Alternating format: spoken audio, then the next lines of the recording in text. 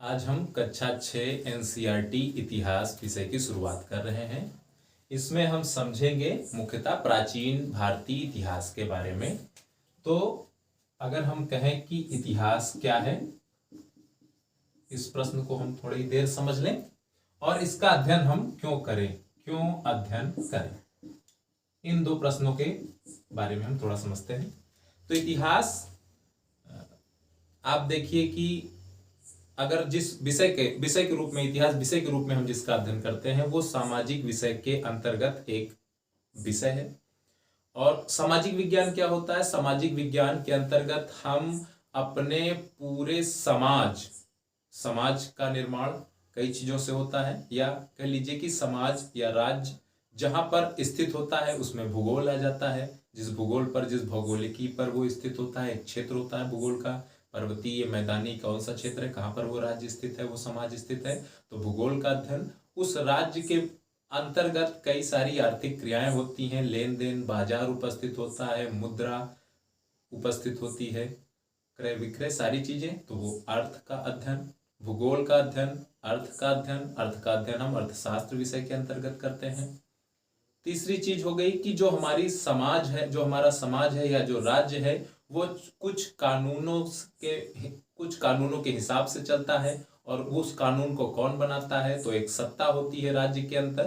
तो वो सत्ता कैसे निर्मित होती है, शासन व्यवस्थाएं क्या होती हैं, जो उस राज्य के अंदर रहने वाले नागरिक हैं उनके क्या कर्तव्य हैं, उनके क्या अधिकार हैं, शासन व्यवस्थाएं कैसी हैं, ये सारी चीजें हम जिस विषय में पढ़ते हैं वो हमारा राज्य व्यवस्था का विषय है। मुख्य रूप से हम पढ़ेंगे हमारे संविधान के बारे में कि कैसे हमारी संस्थाएं विकसित होती हैं, कैसे शासन किन आदर्शों पर, किन मूल्यों पर आधारित होता है, ये सारी चीजें हम देखेंगे राज्य व्यवस्था या संविधान के अंतर्गत। और अंतिम में जो मुख्य विषय है वो हमारा इतिहास है। अन्य भी सामाजिक विषय के अंतर्गत चीजें आती हैं, जैसे पर्यावरण, पारिस्थितिकी और अन्य विषय भी आप देख सकते हैं। कला के अंतर्गत जो विषय आते हैं मुख्यतः वो सामाजिक विषय के अंतर्गत हम उसका अध्ययन करते हैं। तो इतिहास जो विषय है हमारा, हम आज उसका अध्ययन करेंगे। तो इतिहास, मैंने बताया ही जैसे कि इतिहास विषय, हर एक विषय वस्तु का अपना इतिहास होता है। अगर हम देखें कि हमारे पास, जिसकी हम खेती करते हैं, गेहूं कैसे विकसित हुआ है, तो उसका अपना विकास है। मक्का जो आज हम देखते हैं उसका अपना विकास है। कैसे वो जो जंगली रूप से परिवर्तित होते होते कृषि में हमने उसको अपनाया, कृषि के दौरान उसमें परिवर्तन आया, उस पर पर्यावरण का, जलवायु का प्रभाव, उसको हम जिस क्षेत्र में उगा रहे हैं उसकी जलवायु का, तापमान का प्रभाव, अन्य जो प्राकृतिक कारक हैं उनका प्रभाव, और उसके अलावा जो हमारी कृषि तकनीक है, पद्धतियां, उनके बदलाव के कारण के प्रभाव स्वरूप आज वो कैसे परिवर्तित होकर के अपने जिस रूप में विद्यमान है। तो हर चीज का अपना इतिहास है, चाहे वो पशुओं का अपना इतिहास हो, चाहे वो पेड़ पौधों का अपना इतिहास हो, छोटे जीव जंतु हो, सबका अपना इतिहास है। तो यहाँ पर हम मुख्यतः मनुष्य के इतिहास का अध्ययन करेंगे। तो ये इतिहास विषय मुख्यतः मनुष्य के बारे में बताता है। तो हम ये कह सकते हैं कि मानव के क्रमिक विकास का अध्ययन ही इतिहास कहलाता है। क्रमिक विकास हम इसलिए कह रहे हैं कि अगर हम देखें तो आज का जो मानव है उसकी जो प्रजाति है वो होमो सैपियंस है, जिसको हम कहते हैं आद्य मानव। आज का जो मानव है होमो सैपियंस और सैपियंस, होमो सैपियंस, ये आज का मानव है। और ये कैसे विकसित हुआ है, कई सारी इसमें सिद्धांत है, वो अभी हमको पढ़ने की आवश्यकता नहीं है। उसके विकास के, मानव के क्रमिक विकास के प्रतिस्थापन मॉडल अलग है, और एक और क्रमिक विकास का जो मॉडल है वो अलग है। तो हम यहाँ पर देखेंगे कि जैसे हम सरल रूप में समझें तो जैसे अगर हम अपने पूर्वजों की बात करें, ये तो आज का मानव है, अगर हम अपने पूर्वजों की बात करें तो जैसे हम कहते हैं कि हमारे पूर्वज जो प्राइमेट्स थे, उन्हीं से हमारा जो पूर्वज है जिसको हम कहते हैं ऑस्ट्रेलोपिथेकस, जो हमको अफ्रीका में दिखाई देता है। इसीलिए अफ्रीका को मानव के विकास का पालना कहा जाता है, या मानव जीवन का पालना कहा जाता है, क्योंकि अफ्रीका में ही सबसे पहले मनुष्यों की उत्पत्ति होती है। तो ऑस्ट्रेलोपिथेकस ये अफ्रीका को छोड़कर और कहीं नहीं पाए जाते। इनके अवशेष अब मिलते हैं, ये तो अब अस्तित्व में नहीं है। आज से लगभग 54 लाख साल पहले इनका अस्तित्व रहा है ऑस्ट्रेलोपिथेकस का। उसके बाद हम होमो कैटेगरीज के, होमो वर्ग के अंतर्गत पहले देखते हैं होमो हैबिलस। होमो हैबिलस मानो ये भी जो है वो अफ्रीका में ही दिखाई देते हैं, सबकी शारीरिक संरचना में अंतर दिखाई देता है। ऑस्ट्रेलोपिथेकस पहला मानव है जो सीधे दो पैरों पर खड़े होने की जिसके पास क्षमता थी, थोड़ा झुक कर चलता था लेकिन दो पैरों पर खड़े होकर के चलने की इसके पास क्षमता थी। फिर होमो हैबिलस, उसके बाद जो होमो इरेक्टस। इसको होमो इरेक्टस इसलिए कहा जाता है क्योंकि यही वो मानव है जो सबसे पहले एकदम सीधे खड़े होकर के चलने की क्षमता विकसित कर पाया। और शारीरिक बदलाव भी आते हैं, जैसे मस्तिष्क की क्षमता का विकास जिसको हम क्रेनियल क्षमता कहते हैं, उसके आयतन में वृद्धि दिखाई देती है। जैसे अभी हम मानते हैं कि होमो सैपियंस सैपियंस की जो मस्तिष्क की क्षमता है वो 1400 सेंटीमीटर क्यूब से अधिक की है, वैसे इनका जो है उससे कम था ऑस्ट्रेलोपिथेकस का। फिर होमो हैबिलस का बढ़ता गया, फिर होमो इरेक्टस का बढ़ता गया। तो ये पहला इरेक्टस, और इसी ने शायद इरेक्टस ने ही सबसे पहले औजार बनाना सीखा। तो मैंने शारीरिक बदलाव की बात की, मस्तिष्क क्षमता का विकास, हाथ में जो आने वाले परिवर्तन थे, जो जैसे पहले हम चार पैर, जैसे हमारे प्राइमेट्स जो पूर्वज थे पेड़ों पर रहते थे, चार पैर दोनों हाथ, या अभी हम कहते हैं चार पैरों का प्रयोग करते थे, तो उसमें जो बदलाव आया तो हाथ के पंजे में, पंजे का बदलाव, जैसे अंगूठे का विकास, ये सारी चीजें जिससे हमारी सूक्ष्म पकड़ मजबूत हुई, हम चीजों को छोटे से छोटे स्तर पर पकड़ पाते हैं, औजारों को और सूक्ष्म तरीके से बना पाना। जैसे अभी हम देखेंगे पाषाण काल जो है हमारा, मानव के विकास का 99% जो भाग है वो पाषाण काल है। जैसे अभी हम अपने इतिहास विषय को वर्गीकृत करेंगे तो मुख्यतः 3 भागों में हम इसका वर्गीकरण करते हैं, प्राचीन इतिहास, मध्यकालीन इतिहास और आधुनिक इतिहास। इसके वर्गीकरण का आधार क्या है इस पर भी हम चर्चा करेंगे बाद में। तो जो हम ये वर्गीकरण करते हैं प्राचीन, मध्यकालीन और आधुनिक इतिहास, तो प्राचीन इतिहास के अंतर्गत जो प्रारंभिक काल है वो पाषाण काल कहलाता है। मतलब जब मानव की उत्पत्ति हुई उसने सबसे पहले पत्थरों के औजार बनाना सीखा, आखेटक संग्राहक जीवन जो उसका रहा है वो पाषाण काल। तो पाषाण काल जो प्रारंभिक काल रहा है वो भी 3 वर्गों में विभाजित किया जाता है, पूरा पाषाण काल, मध्य पाषाण काल और नवपाषाण काल। अभी इसके बारे में हम आगे चर्चा करेंगे। तो पाषाण काल जो है 99% जो मानव विकास दिखाई देता है वो इसी काल में दिखाई देता है। बाकी की जो यात्रा है पाषाण काल के बाद जो पहली नगरीय सभ्यता भारत के संदर्भ में दिखाई देती है, सिंधु घाटी सभ्यता, या जो प्रारंभिक कृषि संस्कृतियां दिखाई देती हैं, मेहरगढ़ का इलाका जो मैंने यहाँ पर दिखाया है, यहाँ पर प्रारंभिक कृषि के साथ सबसे पहले मनुष्य ने खेती करना, इसी जो क्षेत्र आप देख सकते हैं ये पाकिस्तान में मौजूद है अभी, वहां पर दिखाई देती है। तो प्रारंभिक कृषि संस्कृतियां हो, उसके बाद कैसे कैसे प्रारंभिक नगरों का उदय, जैसे हम सिंधु घाटी सभ्यता का देखते हैं, नगरीय सभ्यता, उसके बाद फिर से जो है परिवर्तन ग्रामीण संस्कृति में आ रहे, उसके बाद महाजनपद काल और फिर से द्वितीय नगरीकरण, जैसे इसको सिंधु घाटी सभ्यता को पहला नगरीकरण, और जो महाजनपद काल है उसके बाद जो महाजनपद काल में द्वितीय नगरीकरण जो हुआ, तो वो सारी चीजें हम देखेंगे बाद में।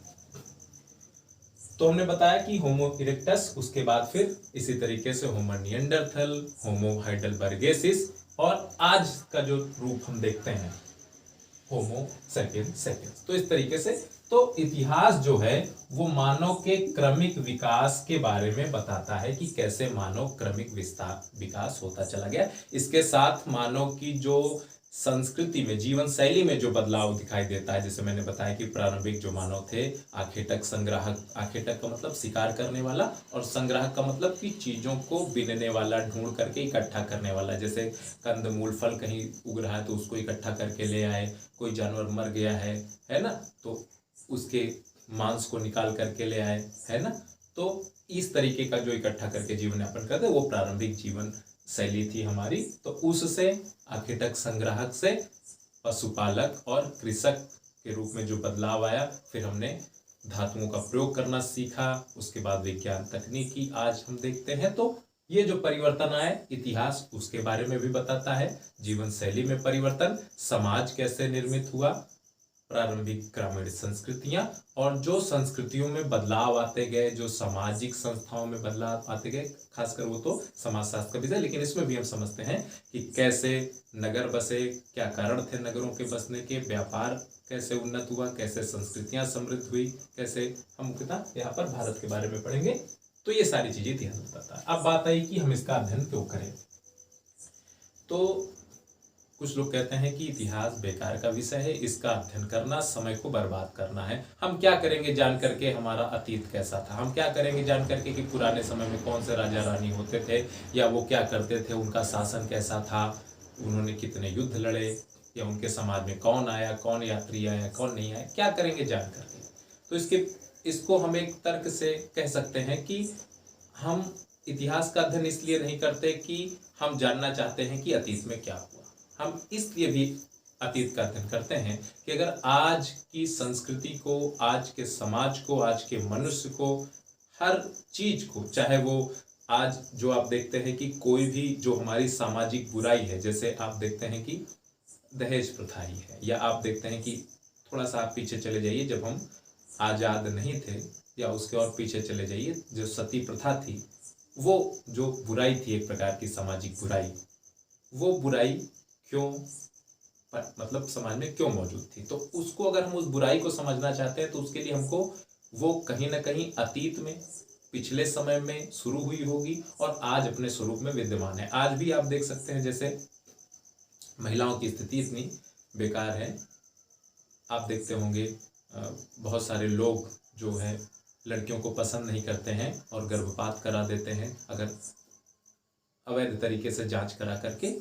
अब तो मान लीजिए ये गैर कानूनी है, लेकिन मान लीजिए किसी तरीके से उन्होंने जांच करा ली, पता चला, लिंग जांच जिसको कहते हैं, जांच करा कर पता चला ये लड़की है, तो गर्भपात करा देते हैं। तो आप ये समझिए कि ये जो बुराई, ये जो मानसिकता उनकी आज ये पनपी है, आज जो है उनके अंदर, ये क्या आज की देन है या इसके पीछे कोई कारण रहा होगा। तो अगर हम उस कारण को जानना चाहते हैं, अगर हम उस बुराई को दूर करना चाहते हैं, तो हमको उस कारण को खोजना पड़ेगा, और वो कारण कहाँ खोजेंगे, हम अपने अतीत में खोजेंगे। तो इसलिए अतीत का अध्ययन, इतिहास का अध्ययन महत्वपूर्ण हो जाता है। दूसरा, आप कह सकते हैं कि इतिहास जो है हमारे भविष्य का आईना भी होता है, कि भविष्य में क्या चीजें होंगी, क्या घटित होंगी, या हम अपने भविष्य को कैसा बना सकते हैं, हम अपने अतीत को देख करके ही समझ सकते हैं। जैसे अब छोटी सी घटना ले लीजिए कि हमने देखा है कि जितने भी युद्ध होते हैं अतीत में, विश्व युद्ध अगर हम देख लें, ज्यादा समय पहले नहीं, 1914 में पहला विश्व युद्ध, 1914 से 18 और 1939 में दूसरा विश्व युद्ध। तो हम देखते हैं कि युद्ध के परिणाम क्या निकले। विभीषिका इतना भयानक हुई, उसमें इतने लोग मारे गए, इतना ज्यादा धन संपत्ति की हानि हुई, कृषि चौपट हो गई, जो संस्थाएं थी उनका विघटन हुआ, इतना ज्यादा हर एक तरह से महाध्वंस, महाविनाश दिखाई देता है। उसी में हम देखते हैं कि कितने ज्यादा लोग मारे गए, और जो मानसिकताएं रही हैं, चाहे वो हिटलर की मानसिकता ले लीजिए, तो ये सारी चीजें जो रही हैं उनका परिणाम क्या हुआ। तो इस परिणाम, और अगर आज हम युद्ध करेंगे जैसे पहले हुआ, अगर हम आज युद्ध करेंगे तो उसका निष्कर्ष क्या निकलेगा। तो अगर हम पिछले जो हमारे अतीत में युद्ध हुए हैं उसका परिणाम देख लें कि अंत में हमको समझौता करना पड़ा और शांति बहाल करनी पड़ी, तो अगर हम आज युद्ध करने जा रहे हैं तो हम पहले से समझ लें कि हम समझौता कर लें या बैठ करके बातचीत कर लें, जैसा हमने युद्ध करने के बाद किया कि बैठ करके हमने बातचीत की। आज ही अगर हम वो काम कर लें, बैठ करके बातचीत कर लें, तो हमको युद्ध नहीं करना पड़ेगा इतना ज्यादा नुकसान। तो अतीत हमको ये सिखाता है कि हमको आने वाले भविष्य में जैसी घटनाएं, समस्या आने वाली है, जैसे मान लीजिए भविष्य में कोई घटना आ गई कि इसमें हमको क्या निर्णय लेना चाहिए, तो हमको अपने अतीत को देखना चाहिए कि उस समय हमने क्या निर्णय लिया था, उसका परिणाम क्या आया था। तो अगर वो अच्छा परिणाम रहा है और आज भी उसको हम मानते हैं कि प्रासंगिक है, आज भी वो अच्छा परिणाम है, तो हमको वही तरीका अपनाना चाहिए। तो हम कह सकते हैं कि हमारा जो इतिहास है वो हमारे भविष्य का मार्गदर्शक भी बनता है। तो ये दो तर्क हम दे सकते हैं। तो अब आप समझ गए होंगे कि इतिहास क्या है और हम इसका अध्ययन क्यों करें। अब आइए हम अपने विषय पर चलते हैं, पाठ 1 पर चलते हैं। पाठ 1 है कब, कहां, क्या, कब, कहां और कैसे। और ये मिटा दिए, चलिए इसका चित्र मैं दिखा दूंगा आपको।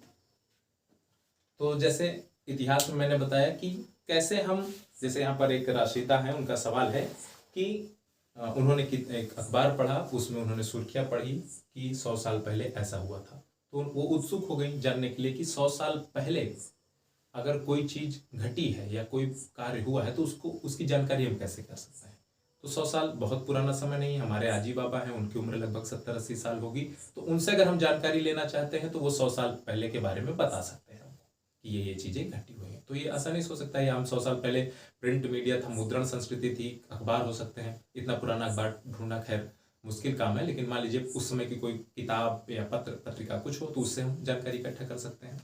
तो ये तरीका हो सकता है। लेकिन अगर कोई कहे कि हम ये कैसे पता लगाएं कि आज से 2000 साल पहले जीवन कैसा था या उस समय के लोग क्या करते थे, तो इसकी जानकारी कैसे करें। तो इसकी जानकारी करने के लिए या 3000 साल पहले जानकारी जो है उसकी जानकारी कैसे करें, क्या रहा होगा। तो इसकी जानकारी करने के लिए जो इतिहास बताता है कि इतिहास इसका बताता है कि 3000 साल पहले क्या हुआ था। इतिहास क्या बताता है कि इसकी जानकारी करने के कई तरीके हैं। पहले जो तरीके हैं उनको आप कह सकते हैं पाठ्यात्मक स्रोत, और दूसरे जो हैं वो हैं पुरातात्विक स्रोत। तो जो हम जानकारी करेंगे 3000 साल पहले की, तो किन्हीं न किन्हीं स्रोतों से करेंगे कि जैसे मान लीजिए उस समय की कोई किताब हो तो उससे हम जानकारी कर सकते हैं, या उस समय का कोई हमको गांव मिल जाए जहां पर मकान संरचना हो, या कोई बर्तन वगैरह मिल जाए, या उस समय के लोगों के अवशेष मिल जाएं, अस्थियां वगैरह मिल जाएं, या कुछ और मिल जाए, औजार वगैरह मिल जाएं, या कोई ऐसी चीज मिल जाए, है ना। तो उससे तो यहाँ पर मैंने बताया कि 2 स्रोत होते हैं जिनसे हम अध्ययन कर सकते हैं। पाठ्यात्मक स्रोत, तो पाठ्यात्मक स्रोत में कई चीजें आ जाती हैं। जैसे हो सकता है कि उस समय की कोई किताब मौजूद हो वर्तमान में, है ना, तो इसमें कई चीजें आ सकती हैं। लेख हो गए, है ना, जो पाठ्यात्मक स्रोत में उस समय के लेख लिखे गए हों किताबों के माध्यम से। या इसमें आ जाती है कि जैसे उस समय पुराने समय में बहुत सारे यात्री आते थे यात्रा करने के लिए, तो हो सकता है कि उनका कोई विवरण हो। जैसे हम पढ़ेंगे बाद में, चीनी यात्री जो फाहियान आया था, फाहियान चंद्रगुप्त द्वितीय के शासनकाल में आया था, तो हम देखते हैं कि उसने जो किताब लिखी है उसका क्या नाम है, फूसी को करके ऐसे कुछ नाम है। और तो उसकी किताब को पढ़ करके उस समय के बारे में जान सकते हैं। फूकी को शायद नाम है। और उसके बाद तो इन लेखों से जान सकते हैं। यात्री विवरण उनको कहते हैं कि जो यात्री आया था उसके विवरणों से जान सकते हैं, यात्री विवरण, है ना। या उस समय के जो ऐतिहासिक लेख हैं, जैसे उस समय मुख्यतः जो आप लिख सकते हैं ग्रंथ लिखे गए, जैसे धार्मिक ग्रंथ वगैरह हो गए, जो पुराण है, वेद वगैरह है ना, उपनिषद वगैरह है, उनसे हम जानकारी प्राप्त कर सकते हैं। या अन्य जो धर्म रहे हैं उनके बाद उन्होंने जो लेख लिखे हैं उनसे जान सकते हैं। इसके अलावा इसमें कई प्रकार के जैसे शिलालेखों से जान सकते हैं। शिलालेखों में बहुत सारे राजाओं ने खुदवाया है अपने जो वो कहना चाहते हैं अपनी बातों को, उन्होंने उस शिलालेखों में खुदवाया है। स्तंभ लेख हो गए, है ना। शिलालेख क्या होता है, पत्थर का जो होता है, पत्थर होता है बड़ा सा, उसी के ऊपर लेख खुदवा दिए जाते हैं, उसे स्तंभ लेख आप देखें, स्तंभ होता है ना, जैसे पिलर होता है जिसको कहते हैं पिलर, उसी पर उन्होंने जो लेख लिखा है वो स्तंभ लेख के अंतर्गत, है ना, इस तरीके से। और जो उस समय के जैसे अगर हम और पुराना जानना चाहें तो वहाँ पर आप देख सकते हैं कि जैसे अगर हम पाषाण काल के बारे में जानना चाहें तो पाषाण काल के बारे में अभी मुख्यतः जो स्रोत हैं वो पुरातात्विक स्रोत ही हैं, क्योंकि पाषाण काल में मनुष्य लिखना पढ़ना नहीं जानता था, इसलिए पाठ्यात्मक स्रोत वहाँ उपलब्ध नहीं है। हाँ, एक है स्रोत जिनको हम कह सकते हैं कि शैल चित्र मौजूद हैं। जैसे अभी आप देखेंगे जो मैंने यहाँ पर चित्र बनाया था उसमें भीमबेटका आप देख रहे होंगे, मैं आप फिर से बना देता हूँ। आप देखिए यह नर्मदा नदी निकलती है और यहीं पर आप देखेंगे तो भीमबेटका है। एक सेकंड, अभी मैं चित्र आपको दिखा दूंगा किताब पर, आपको उसमें दिखाई देगी। ये भीमबेटका आप देख सकते हैं, भीमबेटका मध्य प्रदेश में नर्मदा नदी जो है उसी के पास। तो ये जो भीमबेटका है ये पाषाण कालीन आवास स्थल रहा है। यहाँ जो पाषाण काल के आदिमानव थे वो यहीं पर रहते थे, क्योंकि वो प्राकृतिक आवासों में रहते तो वो घर तो बना नहीं सकते थे। तो जो बड़े बड़े पर्वत हैं, मुख्यतः विंध्य पर्वत श्रेणियां जो हैं, तो वहां पर जो प्राकृतिक गुफाएं होती थी, जो अपने आप बनी होती थी, प्रकृति बनाती है, तो उन्हीं गुफाओं में रहते थे। तो वहां पर उन्होंने शैल चित्रकारी की हुई है। बहुत सारा जो गुफाएं हैं, गुफाओं की दीवारों पर आप देखेंगे तो बहुत सारे चित्र, भी मैं आपको चित्र दिखाऊंगा यहाँ पर, बहुत सारे चित्र वहां पर दिखाए गए हैं। तो इससे हम जान सकते हैं। और इसके अलावा वहां पर जो उन्होंने, मान लीजिए कि जो इकट्ठा करके ले आए भोजन सामग्री वगैरह, हड्डियां वगैरह, हड्डियों के अवशेष, है ना, इसके अलावा जो पत्थरों के औजार वगैरह बनाए, वो सारी चीजें, तो ये सब पुरातात्विक स्रोत में आ जाते हैं कि जो उन्होंने औजार बनाए, औजारों के अलावा जो उन्होंने इकट्ठा किया, जो समझ लीजिए मांसाहारी थे, तो जिन जानवरों को उन्होंने शिकार किया होगा, उनकी हड्डियों के अवशेष, है ना, उनके हड्डियों के अवशेष, औजार, है ना, और इसके अलावा शैल चित्रों की मैंने बात की। तो ये सारी चीजें, इसके अलावा भी कई सारी चीजें आप देख सकते हैं। जैसे कि मान लीजिए कि अगर आपको मिल गया कि जो आदिमानव था उसका अवशेष आपको मिल गया, जैसे यही नर्मदा के पास एक जगह है, हथनोरा जगह है, यहीं पर आसपास हथनोरा, वहां से मानव कंकाल की प्राप्ति हुई है, हथनोरा से, है ना। एक अशोक सोनाकिया व्यक्ति हैं, उन्होंने जो है प्राप्त किया था नर्मदा से, तो वो उसकी प्राप्ति हुई हथनोरा।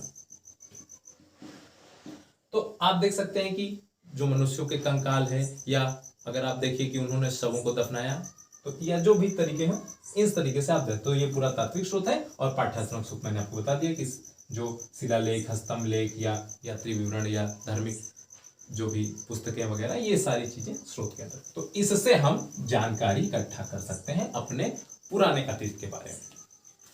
तो ये बात होगी। अब दूसरी जो बात है कि इसमें आगे जैसे यहाँ पर बताया गया है कि नर्मदा नदी के बारे में मैंने आपको बता ही दिया कि कैसे वहां पर लोग रहते थे पाषाणकालीन। और उसके बाद उत्तर पश्चिम में अगर आप देखेंगे तो यहाँ पर आप देखेंगे जो पाकिस्तान का हिस्सा है, सुलेमान और किरधर पर्वत श्रेणियां हैं। इसी के पास मैंने अभी आपको बताया था ना, मेहरगढ़ वाला जो इलाका है, जहां पर आरंभिक सबसे पहली कृषि संस्कृति, जहां पर खेती करना शुरू हुआ आज से 8000 साल वर्ष पूर्व। मैंने बताया था ना कि यहाँ पर खेती करना सबसे पहले साक्ष्य मिलते हैं यहाँ पर खेती करने के लिए, और गेहूं और जौ यहाँ पर उपजाया जाता था। जो यहाँ पर कृषक समाज रहता था वो गेहूं और जौ की खेती करता था। इसी के तरीके से आपने देखा, और पशुओं को पालना, पशुपालन के भी साक्ष्य मिलते हैं। वैसे ही आप देखेंगे तो यहाँ पर कोलडीवा है, ये जो गंगा यमुना के आसपास का जो क्षेत्र है, यहाँ पर आप देखेंगे इलाहाबाद के पास कोलडीवा करके एक जगह है। कोलडीवा में भी ये भी नवपाषाण संस्कृति है, यहाँ पर भी कृषि संस्कृतियां रही हैं। यहाँ पर सबसे पहले चावल उगाने के जो है साक्ष्य दिखाई देते हैं। अब आप सिंधु की सहायक नदी, ये जो सिंधु नदी आप यहाँ पर देखते हैं, सिंधु नदी जो भारत से होकर के पाकिस्तान फिर अरब सागर में मिल जाती है। सिंधु और उसकी जो सहायक नदियां हैं, झेलम, चेनाब, रावी, सतलुज, ब्यास वगैरह, उन नदियों के आसपास के जो क्षेत्र हैं, तो आपने सिंधु घाटी सभ्यता के बारे में पढ़ा होगा। तो पहले नगरों का जो अस्तित्व, जिसमें हम हड़प्पा, मेहरगढ़, है ना, इस तरीके के जितने भी नगर हैं उनके बारे में पढ़ते हैं। हड़प्पा, मोहनजोदड़ो, इन सब नगरों के बारे में पढ़ते हैं। ये सब सिंधु घाटी नगर हैं। इनका जो डेट है आज से लगभग 5000 वर्ष पूर्व। जो प्रमाणिक परिपक्व डेट है वो है 2500 ईसा पूर्व से 1900 या 2600 मान लीजिए, 1900 ईसा पूर्व। अभी हम बात करेंगे कि ये क्या होता है, ईसा पूर्व क्या होता है और ईसवी क्या होता है। तो हम देखते हैं कि जैसे हम इतिहास में ये जो शब्द है इसको समझिए कि समय का जो विभाजन किया जाता है, काल का जो विभाजन किया जाता है, वो ईसा मसीह के, ये जो आधुनिक विभाजन है, ईसा मसीह के जन्म के दिन से किया जाता है, जन्म के वर्ष से किया जाता है। तो जैसे हम मान लेते हैं कि ईसा मसीह का जन्म जो हुआ था तब वो समय रहा है, आप मान लीजिए उसी को, ईसा मसीह का जन्म जिस वर्ष रहा है, चाहे 1 ईस्वी मान लीजिए या 0 हम इसको मान लेते हैं। तो इससे जब हम ईसा मसीह के जन्म के बाद के समय का मानते हैं कि जैसे 1 बीता, 2 बीता, 2 ईस्वी, 3 ईस्वी, 4 ईस्वी, 5, आज जैसे 2023 ईस्वी चल रही, तो ईसा मसीह के जन्म के बाद का जो समय है उसको ईस्वी, और ईसा मसीह के जन्म के पहले तो ये देखिए कि ये बढ़ता जाता है, 1 2 3 4 5 6 100 1000 2000 2500 3000, ये बढ़ता जाता है। लेकिन अगर इसके हम पीछे चलेंगे तो ये घटता जाएगा, है ना। जैसे 1 2 3 4 5, तो कहने का मतलब कि इसमें 2000 पहले आएगा, 2000 के बाद 1900 के बाद, कहने का मतलब 2000 ईसा पूर्व वाले पहले, उसके बाद फिर 1900 ईसा पूर्व, ये घटता चला जाता है। तो इधर वाला जो काल है उसको ईसा पूर्व कहा जाता है। तो हम बात कर रहे हैं 2600 से 1900 ईसा पूर्व, मतलब इसके पीछे जाइए और पीछे जाइए 2600 से 1900 ईसा पूर्व, तो वो सिंधु घाटी जो सभ्यता है, नगरीय सभ्यता, उसके बारे में देखते हैं। और इसके साथ साथ आप देखेंगे कि गंगा और सोन नदी का जो संगम होता है पटना के आसपास, आप देखेंगे वहां पर पहला राज्य दिखाई देता है जिसको हम मगध साम्राज्य, उसके बारे में। तो आपने देखा कि पहले कृषि संस्कृति, पहले नगर, और यहाँ पर मैंने आपको बनाया था ना, गोदावरी नदी के तट के पास या कृष्णा नदी के पास एक आपने देखा था इनाम गांव। तो इनाम गांव जो है, जब आदमियों ने, मनुष्यों ने तांबे का प्रयोग करना शुरू कर दिया, तो यह पहला तांबे का प्रयोग करने वाला गांव है, ताम्रपाषाणकालीन गांव है इनाम गांव। तो वो भी हम देखते हैं। तो ये सारी चीजें हैं। तो एक बात और है कि जब पहले ये साधन नहीं थे, रेलवे नहीं थी, गाड़ियां नहीं थी, तो लोग यात्राएं कैसे करते थे? या तो यात्राएं मुख्यतः पैदल होती थी, या पहिए का आविष्कार हो गया था। जैसे आप देखते हैं नवपाषाण काल में पहिए का आविष्कार हो गया था। तो जो भी अनगढ़ या जो भी साधन उन्होंने बनाए होंगे, उनसे यात्राएं की जाती रही होंगी। तो ये है। और यात्रा करने का कारण क्या था? तो व्यापारी वर्ग यात्रा करता था व्यापार के लिए, चीज़ों को बेचने के लिए। जो मैंने अभी बताया कि जो यात्री होते थे, कुछ दूसरी संस्कृतियों को खोजने वाले होते थे या धर्म की तलाश में आते थे। जैसे चीनी यात्री आए यहाँ पर बौद्ध धर्म की शिक्षा ग्रहण करने के लिए या बौद्ध धर्म को जानने समझने के लिए, तो चीनी यात्री आए, है ना। इसी तरीके से बहुत सारे देशों के, मोरक्को के यात्री, इब्न बतूता, ये सब मुगल काल में आए। इब्न बतूता शायद दिल्ली सल्तनत काल में आए, चलिए देखेंगे। इसी तरीके से और भी प्राचीन काल में मेगास्थनीज, और उसके पहले आप देखेंगे तो और बहुत सारे यात्री आए, वहाँ पर भी विवरण देना, ठीक है। तो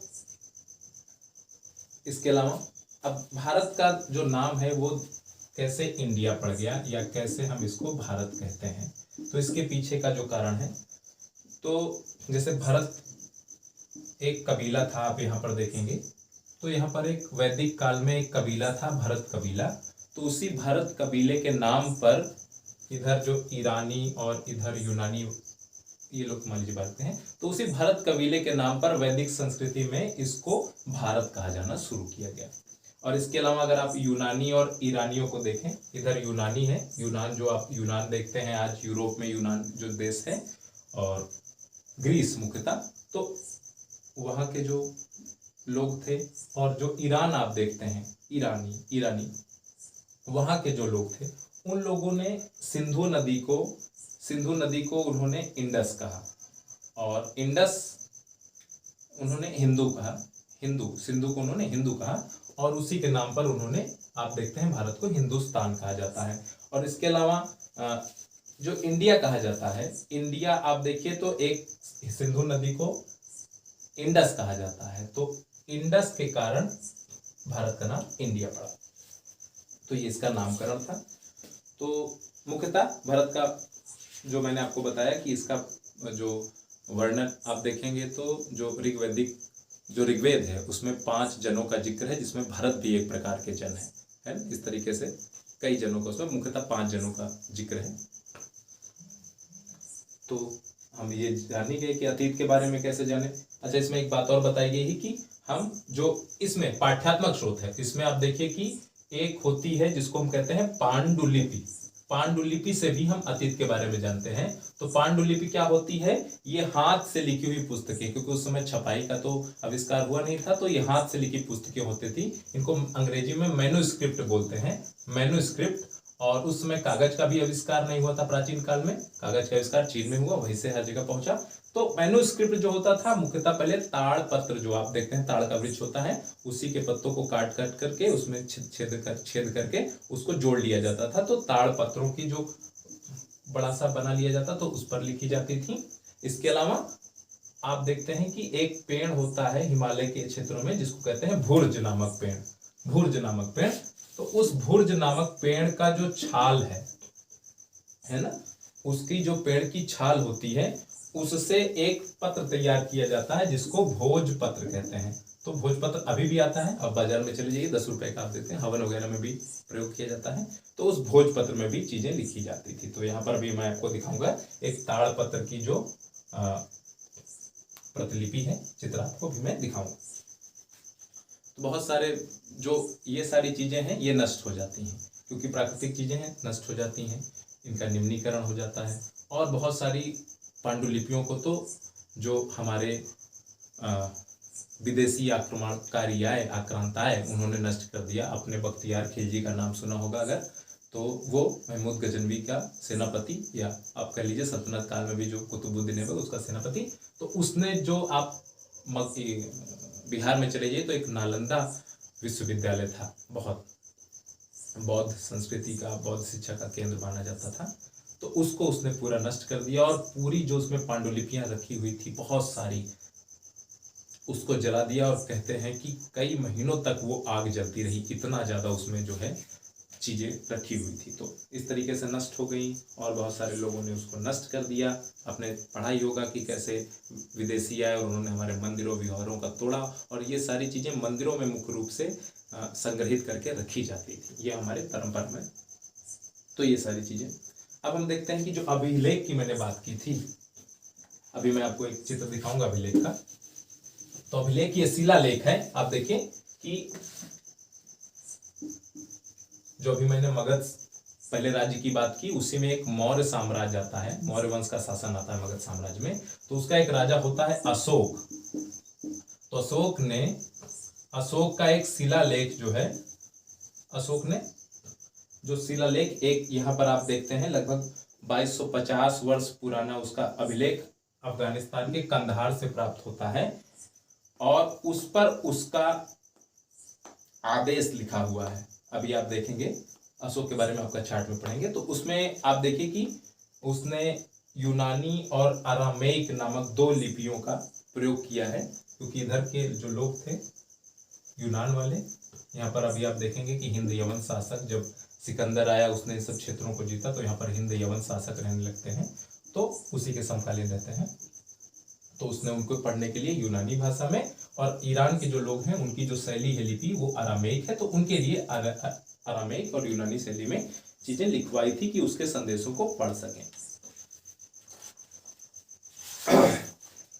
तो इसके अलावा मैंने आपको बताया ही कि जो पुरातात्विक स्रोत हैं, इतिहास जानने के जो पुरातात्विक स्रोत हैं, उन पुरातात्विक स्रोतों में मैंने आपको बताया कि औजार जो हो गए, या जो अस्थि वगैरह, अस्थियां, या जो औजार में पत्थर के भी औजार हैं, हड्डियों के भी औजार हैं, अस्थियां भी हैं, या उस समय की जो भवन भग्नावेश या भवन सामग्री वगैरह मिलती है कि भवनों के अवशेष मिल रहे हैं, या सड़कें मिल रही हैं, नालियां मिल रही हैं, कुछ भी मिल रहा है, ये सारी चीजें। इसके साथ साथ जो उस समय के बर्तन है मुख्यतः, है ना, बर्तनों में जैसे मिट्टी के जो पके बर्तन, जिनका भी मैं आपको दिखाऊंगा, पके बर्तनों का जो उपयोग करते थे, उसके भी अवशेषों से, इन सब चीजों से हम जान सकते हैं कि क्या चीजें रही होंगी अतीत के बारे में।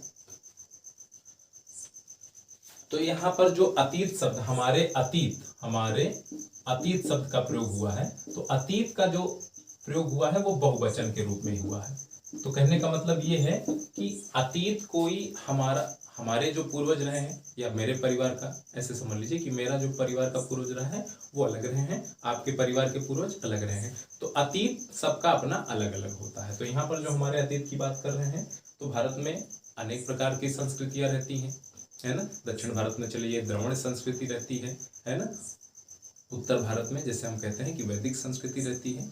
तो ये ऐसा नहीं है कि वैदिक और बंटवारा, ऐसा कोई खास बंटवारा नहीं है, लेकिन ठीक है, मुख्यतः हम देखते हैं कि भारत में कई संस्कृतियों के, आदिवासी संस्कृति के लोग रहते हैं, आज भी रहते हैं, जंगलों में रहते हैं, और कई कल्चर के लोग रहते हैं।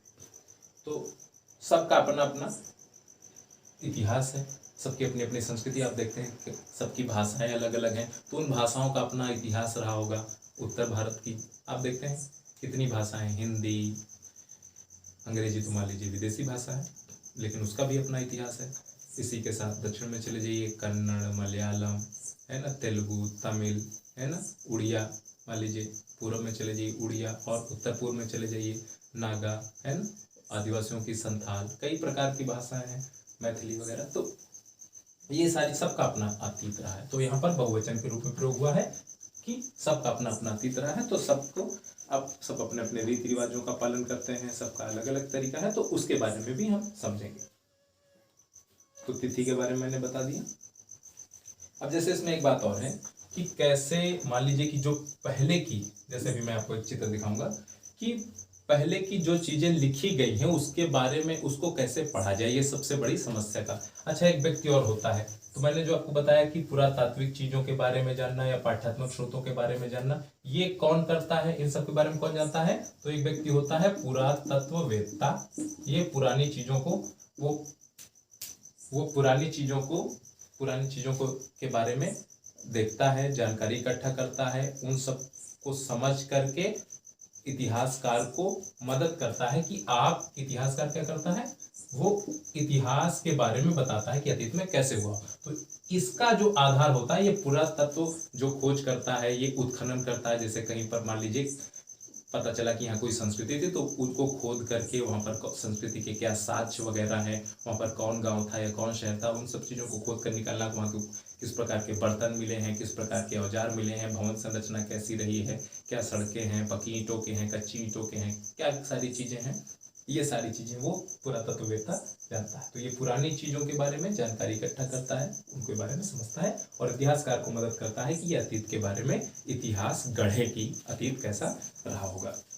तो जब हम बात कर रहे हैं कि पुरानी जो भाषा रही है उसको कैसे पढ़ा जाए, तो ये इतिहासकार के लिए बहुत कठिन काम होता है।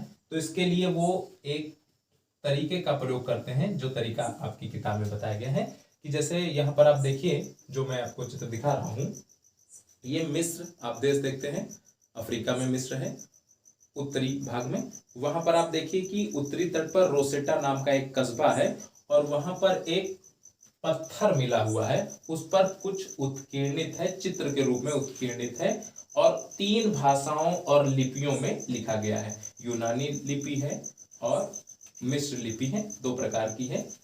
तो कुछ विद्वान यूनानी पढ़ सकते हैं और कुछ विद्वान जो है मिस्र की लिपि, मिस्री लिपि पढ़ सकते हैं, है ना। तो ये जो यहाँ पर लिखे गए हैं, जो आप बॉक्स देख रहे हैं, इस बॉक्स में ही वो सारी आकृतियां बनी हुई हैं।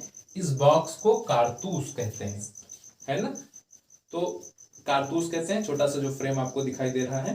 तो कुछ विद्वान, मैंने बताया कि यूनानी पढ़ सकते हैं और कुछ मिस्री लिपि या संकेतों को समझ सकते हैं। तो वो अलग अलग ध्वनियों को पहचानते हैं, तुलना करते हैं कि यूनानी अलग अलग लिपियों में जो संकेत यहाँ पर दिए गए हैं उनकी पहचान कर सकते हैं कि यूनानी में इस संकेत का क्या मतलब है या मिस्री में इस संकेत का क्या मतलब है। तो इस तरीके से वो तुलनात्मक अध्ययन करके उसके बारे में जानकारी इकट्ठा कर सकते हैं और बता सकते हैं कि उसका अर्थ क्या है। जैसे यहाँ पर एल अक्षर दिख रहा है तो वो शेर के लिए प्रयोग हुआ है, ए अक्षर दिख रहा है तो वो चिड़िया के लिए प्रयोग हुआ है। तो इस तरीके से जानकारी प्राप्त की जा सकती है। तो ये आपका पाठ 1 समाप्त होता है। अब हम पढ़ेंगे आरंभिक मानव की खोज, अध्याय 2।